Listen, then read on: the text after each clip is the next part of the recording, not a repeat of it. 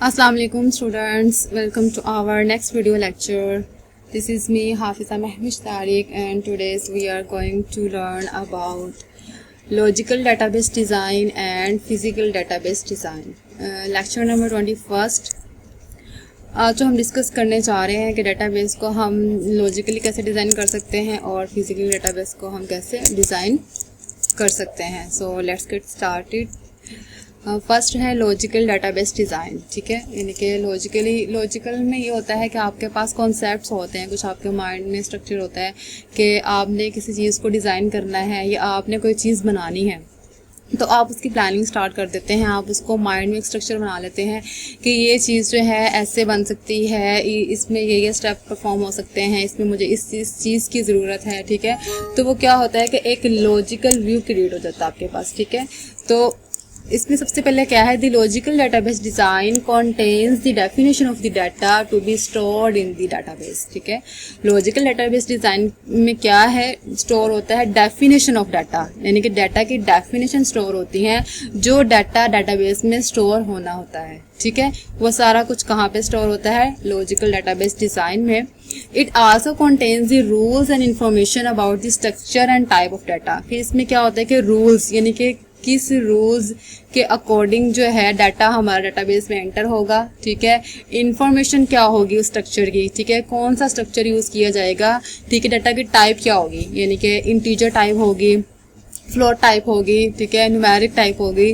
ठीक है, किस टाइप का डाटा जो है और कौन से रूल्स उन पे अप्लाई किए जाएंगे, कौन सा स्ट्रक्चर यूज़ किया जाएगा जिसके अकॉर्डिंग जो है हमारा डाटा डाटाबेस में एंटर किया जाएगा. All entities, their attributes and their relationships are described in logical model. ठीक है, हम लॉजिकल मॉडल में क्या करेंगे, जितनी भी एंटिटीज़ होंगी, एंटिटीज़ का हम डिस्कस कर चुके हैं. कोई भी पर्सन है, इवेंट है, प्लेस है, थिंग है. सपोज डेटाबेस के अंदर मेरे पास स्टूडेंट नाम की एक एंटिटी है. ठीक है, उसके एट्रीब्यूट्स क्या होंगे, name, roll number, father name, address. ठीक है, और उनका रिलेशनशिप. ठीक है, वो सारा कुछ कहाँ पे डिस्क्राइब होगा, लॉजिकल मॉडल के अंदर डिस्क्राइब होगा.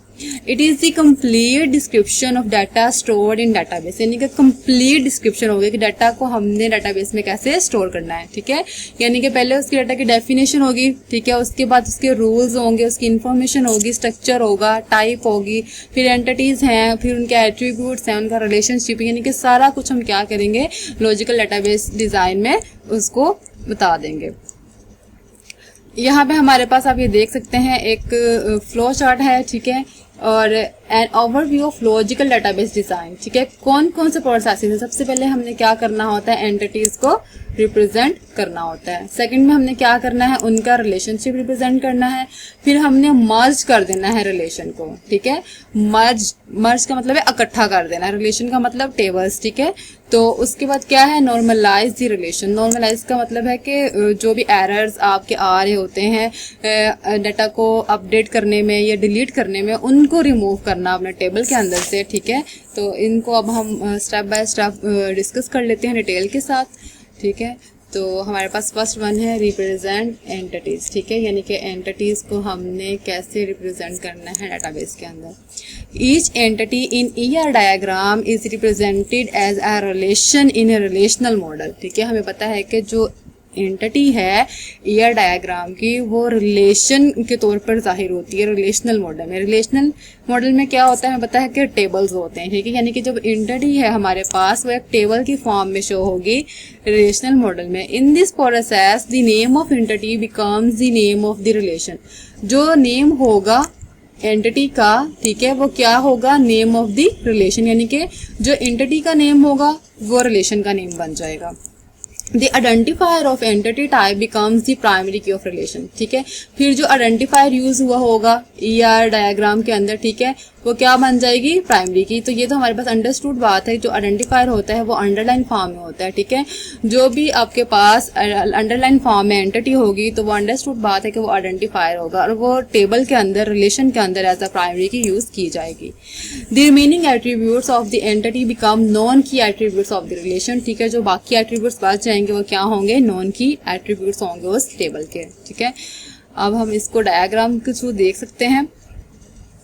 तो यहाँ पे जो है हमारे पास हम देख सकते हैं कि ये एक एंटिटी है ER डायग्राम. ठीक है, अब इसमें जो है एम्प्लॉय, ठीक है। ये क्या है, एंटिटी है एम्प्लॉयर, तो ये क्या बन जाएगा, टेबल का नेम बन जाएगा, ठीक है। हमने कहा था अंडरलाइन फॉर्म में जो होगा हमारे पास वो क्या हो जाएगी, हमारे पास आइडेंटिफायर, ठीक है। तो अब हम इसको हम क्या यूज करेंगे यहाँ पर टेबल के अंदर, एज अ प्राइमरी की, ठीक है। क्या यूज करेंगे हम इसको, प्राइमरी की के तौर पर यूज करेंगे, ठीक है। बाकी जो हमारे पास एट्रीब्यूट्स होंगे, जो रिमेनिंग एट्रीब्यूट्स होंगे वो क्या होंगे, नॉन की एट्रीब्यूट्स के तौर पर यूज होंगे, ठीक है। अब टेबल के अंदर जो है आइडेंटिफायर जो था हमारे पास प्राइमरी की के तौर पर यूज हुआ, ठीक है। ये क्या है, नेम, ठीक है, एड्रेस, ठीक है, और बर्थ डेट जो है ये रिमेनिंग एट्रीब्यूट्स हो जाएंगे हमारे पास, ठीक है। तो अब हमने क्या किया है, रिप्रेजेंट एंटिटीज में हमने जो ये पूरी की पूरी ईयर डायग्राम थी इसको टेबल में रिप्रेजेंट किया है, टेबल के फॉर्म में, ठीक है। ये क्या है, हमारे पास एग्जाम्पल है, एक्सप्लेन किया गया है process of converting an entity into a relation, यानी कि हमने एक एंटिटी को किसमें कन्वर्ट कर दिया है, रिलेशन यानी कि टेबल की फॉर्म में कन्वर्ट कर दिया है, ठीक है। नेक्स्ट है हमारे पास रिप्रेजेंट एंटिटीज, यानी कि अब हम जो उसको कन्वर्ट किया है, ठीक है, उसको एक्सप्लेन किया गया है कि एग्जाम्पल के अंदर हमने देखा है कि एम्प्लॉय एंटिटी थी, इसको हमने कन्वर्ट कर दिया रिलेशन में यानी कि टेबल में। The attributes of the entity are fields of the relation, ठीक है। जो एट्रीब्यूट्स थे वो क्या बन गए, उसकी फील्ड्स यानी कि कॉलम्स बन गए। The data model describes employee ID as an identifier and underline, ठीक है। जो डाटा मॉडल था उसका, उसको हमने एम्प्लॉय आईडी थी वो एज ए आइडेंटिफायर थी हमारे पास, तो हमने उसको क्या किया, एज अ प्राइमरी की यूज किया और उसको हमने अंडरलाइन ही रखा। The above relation is using employee ID as primary key for the relation, ठीक है। वो क्या यूज कर रही है, एम्प्लॉय आईडी को एज अ प्राइमरी की यूज कर रही है, ठीक है। तो अब हमने इसमें क्या कर दिया था, एंटिटीज को रिप्रेजेंट किया था। नेक्स्ट है हमारे पास रिप्रेजेंट रिलेशनशिप्स, यानी कि हमने रिलेशनशिप को कैसे रिप्रेजेंट करना है। Each relationship in year diagram must also be represented in relational model, ठीक है। वो कह रहे हैं कि जो एक रिलेशनशिप होता है ईयर डायग्राम के अंदर, उसको भी जरूरी होता है कि हम रिलेशनल मॉडल में रिप्रेजेंट करें। तो वो हम कैसे करेंगे, दी रिप्रेजेंटेशन, ठीक है। जो इसकी रिप्रेजेंटेशन है वो डिपेंड करती है किस पे, नेचर ऑफ रिलेशनशिप, यानी कि जो हमारा रिलेशनशिप है उसकी नेचर क्या है, यानी कि वो किस टाइप का है। In some cases a relationship is represented by making the primary key of one relation a foreign key of another relation. वो कह रहे हैं कुछ केसेस में ऐसे होता है कि जो रिलेशनशिप होता है वो रिप्रेजेंट करता है कि जो एक टेबल में प्राइमरी की है, ठीक है, वो दूसरी टेबल में एज अ फॉरेन की यूज हो रही है, ठीक है। अब हमें पता है कि प्राइमरी की और फॉरेन की क्या होता है कि सपोज दो टेबल हैं, स्टूडेंट, ठीक है, और एक है मार्क्स का। तो मार्क्स में जो स्टूडेंट आईडी होगी, जो स्टूडेंट टेबल होगा उसमें जो स्टूडेंट आईडी होगी वो मार्क्स टेबल में क्या बन जाएगी, फॉरेन की बन जाएगी। In some cases a separate relation is created to represent a relationship, और कुछ केसेस में ऐसा होता है कि हम एक अलग से ही रिलेशन, एक टेबल क्रिएट कर लेते हैं रिलेशनशिप को रिप्रेजेंट करने के लिए। नेक्स्ट है हमारे पास मर्ज द रिलेशन। अब हमने क्या करना है, मर्ज कर देना है रिलेशंस को, ठीक है। मर्ज क्यों करना है कि सपोज जो है हमारे पास सेम पर्सन की दो टेबल बने हुए हैं, ठीक है, और दोनों टेबल्स के अंदर सेम डाटा है, ठीक है, सेम पर्सन का। तो हमने क्या करना है कि हमने उन दोनों टेबल्स को मर्ज करके एक टेबल में कन्वर्ट कर देना है। तो हम इसको देख लेते हैं। In some cases there may be redundant relations, ठीक है। रिडंडेंट का मतलब होता है डुप्लीकेशंस, ठीक है, मतलब डुप्लीकेशन होती है टेबल्स के अंदर। इट मीन्स दैट टू और मोर रिलेशन, इसका मतलब है कि दो और दो से ज्यादा जो टेबल्स हैं वो डिस्क्राइब करते हैं सेम एंटिटी टाइप को, यानी कि एक ही एंटिटी को डिस्क्राइब करते हैं। The redundant relations must be merge to remove the redundancy, ठीक है। अब जो ये रिडंडेंट रिलेशंस है, डुप्लीकेशन है टेबल के अंदर, इसमें जरूरी है कि हम इसको मर्ज कर दें, इकट्ठा कर दें, ताकि हमारी जो डुप्लीकेशन है, रिडंडेंसी है हमारी, वो क्या हो जाए, रिमूव हो जाए किसमें से, टेबल में से, ठीक है। तो हम यानी कि रिडंडेंसी को रिमूव करने के लिए हम क्या कर रहे हैं, टेबल्स को मर्ज कर रहे हैं। This process is also known as view integration, इसको हम क्या बोलते हैं, व्यू इंटीग्रेशन भी बोलते हैं। अब हम इसको देख लेते हैं एग्जाम्पल के थ्रू कि हम कैसे मर्ज कर सकते हैं। Suppose there are two relations, ठीक है, हमने सपोज कर लिया है कि हमारे पास दो टेबल्स हैं, एम्प्लॉय 1, ठीक है, एम्प्लॉय 1 में हमारे पास क्या है, एम्प्लॉय नंबर, ठीक है। अब ये अंडरलाइन है तो ये क्या है, प्राइमरी की है। नेम है, एड्रेस है और फोन है किसका, एम्प्लॉय का। ये डाटा जो है एम्प्लॉय 1 टेबल में स्टोर है। सेकंड टेबल है हमारे पास एम्प्लॉय 2, इसमें भी क्या है, एम्प्लॉय नंबर, एम्प्लॉय नेम, ठीक है, एम्प्लॉय एड्रेस और एम्प्लॉय जॉब, ठीक है, एम्प्लॉय डेट ऑफ बर्थ, ठीक है। अब दोनों टेबल के अंदर डाटा कहाँ सेम है, ठीक है, एम्प्लॉय नंबर इधर भी है इस टेबल के अंदर और इधर भी है, ठीक है। नेम जो है फर्स्ट टेबल में भी है, नेम जो है वो सेकंड टेबल में भी है, एड्रेस जो है फर्स्ट टेबल में भी है और सेकंड टेबल में भी है। मतलब ये जो रिकॉर्ड है हमारा क्या हो रहा है, डुप्लीकेट हो रहा है, ठीक है।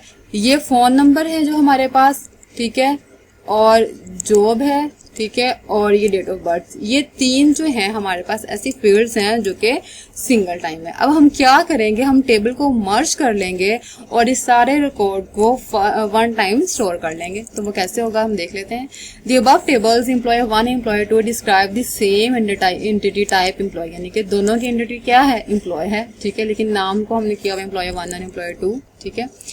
They can be merged into one relation, ठीक है। इनको हम क्या कर सकते हैं, एक टेबल में मर्ज कर सकते हैं। The result of merging the above relation, जो रिजल्ट होगा मर्ज करने के बाद वो क्या होगा, ठीक है। हमने क्या किया, अब एम्प्लॉय 1 था और एम्प्लॉय 2 था, हमने इसको कर दिया एम्प्लॉय, ठीक है, एम्प्लॉय नंबर, ठीक है, फर्स्ट टेबल में से एम्प्लॉय नंबर ले लिया, ठीक है, फर्स्ट टेबल में से हमने नेम ले लिया, फर्स्ट टेबल में से हमने एड्रेस ले लिया, फर्स्ट टेबल में से हमने फोन ले लिया। अब सेकंड टेबल के अंदर ये सारी जो तीन फील्ड थी वो क्या हो रही थी, डुप्लीकेट हो रही थी, ठीक है। हमने इसको कैंसिल कर दिया और क्या किया, एम्प्लॉय जॉब कोड, ठीक है, एम्प्लॉय जॉब कोड यहाँ पे हमने ऐड कर लिया और एम्प्लॉय की डेट ऑफ बर्थ ऐड करने के बाद ये जो हमारा रिजल्ट टेबल है, यानी कि हमने टेबल को मर्ज कर लिया है। अब इसमें कोई भी डुप्लीकेशन नहीं है, कोई भी रिडंडेंसी शो नहीं हो रही। The new relation contains attributes of both relation। अब इसमें क्या हो रहा है कि इस टेबल के अंदर दोनों टेबल्स के एट्रीब्यूट्स जो हैं वो शो हो रहे हैं विदाउट एनी रिपीटिंग एट्रीब्यूट्स, यानी कि कोई भी एट्रीब्यूट जो है वो रिपीट नहीं हो रहा और हमारा जो है टेबल जो है उसमें से सारी डुप्लीकेशंस खत्म हो चुकी हैं। नेक्स्ट वन है नॉर्मलाइज द रिलेशन, ठीक है। The relation created in step 1 and step 2 में हैव सम अननेसेसरी रिडंडेंसी, ठीक है। जो हमने रिलेशन क्रिएट किया था स्टेप 1 और स्टेप 2 में, ठीक है, उसमें कुछ अननेसेसरी रिडंडेंसी सी, कुछ डुप्लीकेशंस थी, ठीक है। तो उसमें क्या हो रहा था कि अगर हम डाटा को अपडेट कर रहे थे, हम डाटा को डिलीट कर रहे थे, तो मेरे पास कुछ एरर्स अकर हो रहे थे, ठीक है। तो वो जो एरर्स अकर हो रहे थे उन एरर्स को रिमूव करना टेबल्स में से, ताकि आपका जो है टेबल जो है इनकॉन्सिस्टेंट ना रहे, कॉन्सिस्टेंट हो जाए, ठीक है, डुप्लीकेशंस खत्म हो जाए। तो ये वाला प्रोसेस क्या कहलाता है, नॉर्मलाइजेशन कहलाता है, ठीक है। The process of removing duplications of record, ठीक है। तो ये वाला प्रोसेस हमारे पास क्या कहलाता है, नॉर्मलाइज कहलाता है। सम सर्टन अनोमलीज, क्या होता है जब हम कुछ अनोमलीज, कुछ एरर्स, ठीक है, अक्कर हो जाते हैं जब हम टेबल में डाटा को अपडेट करते हैं, ठीक है, या हम टेबल को अपडेट करते हैं तो कुछ अनोमलीज, कुछ एरर्स, ठीक है, जिसको ये अनोमली का पूरा जो है एक टॉपिक है जिनको हम further next lecture video lecture में जो है हम डिस्कस करेंगे, ठीक है। तो ये जो अनोमलीज अक्कर होती हैं, ठीक है, इनको रिमूव करना, ठीक है। The process of normalisation, normalisation का प्रोसेस क्या है, refine these relation to avoid this problem. कौन सी प्रॉब्लम, ये जो अनोमलीज हैं, ये जो एरर्स हैं हमारे पास अक्कर हो रहे हैं, ये कुछ अनोमलीज जो हैं अक्कर हो रही हैं, इनको रिमूव करना, ठीक है, इनको ठीक करना अपने रिलेशन के अंदर, ताकि हम जो है इन प्रॉब्लम्स को अवॉइड कर सकें। तो ये प्रोसेस क्या कहलाता है, नॉर्मलाइजेशन कहलाता है, ठीक है।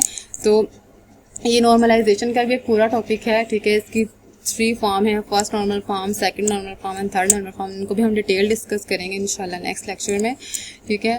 Thank you for watching and अल्लाह हाफिज़।